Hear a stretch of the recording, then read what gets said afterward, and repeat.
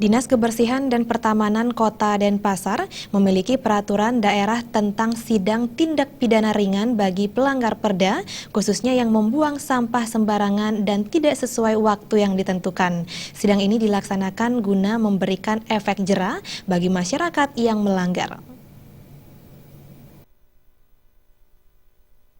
Kepala Bidang Operasional Kebersihan Kota Denpasar, Ketut Adi Wiguna menuturkan, sidang tipiring sudah diatur dalam Peraturan Daerah Nomor 1 Tahun 2015 tentang kebersihan, pengelolaan sampah, dan ketertiban umum.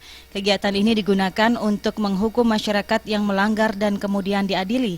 Sanksi atau vonis yang diberikan denda minimal Rp50.000 dan maksimal Rp50 juta hingga kurungan badan selama 3 bulan. Selama ini denda yang dibayarkan pelanggar perda disetor ke kas negara, bukan ke kas daerah.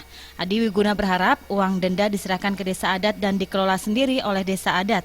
Untuk itu Wiguna mengatakan diperlukan koordinasi antar pemerintah kota dan desa adat setempat untuk menciptakan regulasi baru tentang perarem atau awik-awik terkait pengelolaan denda tipiring perda kebersihan. Bagaimana ke depan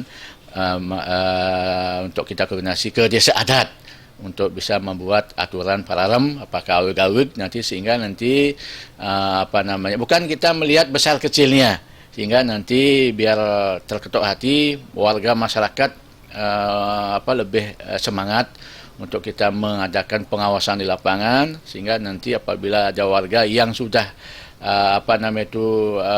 melanggar nanti jelas nanti aturannya kalau memang itu ada paralem di Banjar mungkin nanti diselesaikan di tingkat Banjar sehingga nanti sanksinya bisa masuk ke kas Banjar atau masuk ke adat.